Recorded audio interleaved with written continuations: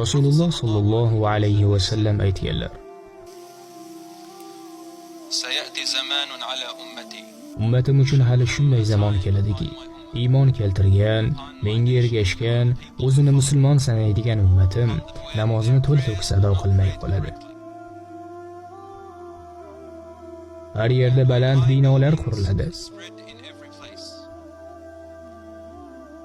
İnsanlar har gapida Alloh nomidan qasam ichadi-yu, qasamning ustidan chiqmaydi. Odamlar bir-birlarini la'natlaydi. Poraxo'rlik va zino avj olib ketadi. Oxirat kuniga bepisandlik bilan qarashni boshlashadi. Bu dunyoning o'tkinchi matohlari evaziga oxirat dunyosini sotib yuborishadi. Dar haqiqat bugun odamlar moddaparast bo'lib qolishdi. Rasululloh sollallohu alayhi va sallam davom etib shunday dedilar: qachonki siz o'sha vaqt ustidan chiqib qolsangiz, o'zingizga boshpana izlashni boshlang. Bu kabi holatlarga duch kelmaslik yo'llarini izlang. Bu oson emas albatta deganlar. Boshqa bir hadisda bir odam: ey Allohning rasuli, boshpana izlash, panoh izlash nima degani? Bu gaplaringizning asl mohiyati nimadan iborat deb so'radi.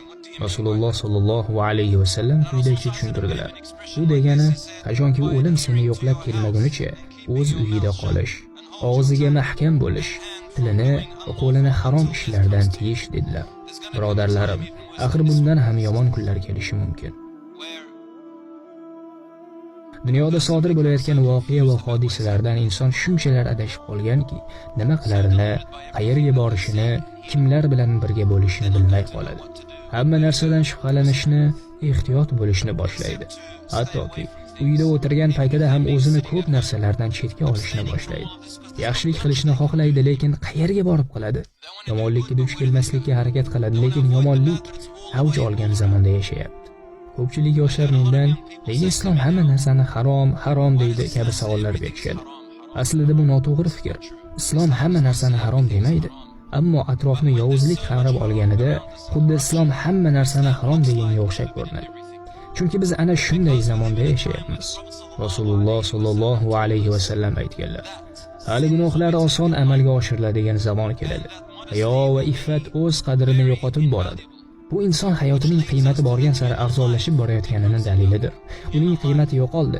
Payg'ambarimiz sollallohu alayhi va sallam bizga shunday deganlar: insonlar namozlarini to'la-to'kis ado qilmay qo'yishadi. Namoz insonlar nazdida o'z qiymatini yo'qotib boradi. 5 mahal namoz